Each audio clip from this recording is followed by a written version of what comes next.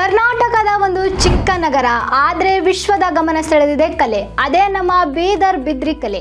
ಕಪ್ಪು ಲೋಹದ ಮೇಲೆ ಬೆಳ್ಳಿಯ ಮಿನುಗುವ ಇದು ಸಾಧಾರಣ ವಸ್ತು ಅಲ್ಲ. ಇದು ಶತಮಾನಗಳ ಇತಿಹಾಸ. 14ನೇ ಶತಮಾನದಲ್ಲಿ ಬಹುಮನಿ ಸುಲ್ತಾನರು ಕಾಲದಲ್ಲಿ ಹುಟ್ಟಿದ ಈ ಕಲೆ.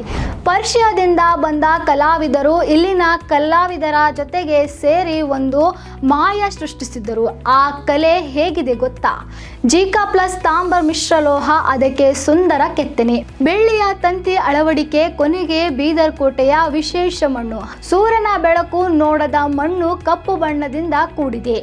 ಹುಕ್ಕ, ಪಾನ್ ಡಬ್ಬಿ, ಹೂದಾಮಿ, ಜ್ಯುವೆಲರೀಸ್, ಪ್ರತಿಯೊಂದು ವಸ್ತುಗಳು ಕೈಯಿಂದ ಮಾಡಿದ ಕಲಾಕೃತಿ.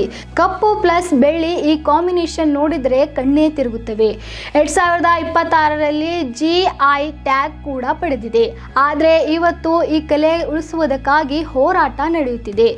ಒಂದು ಕಲೆ ಮಾತ್ರ ಅಲ್ಲ, ಇದು ಬೀದರ್ನ ಹೆಮ್ಮೆ, ಬೀದರ್ನ ಗೌರವ.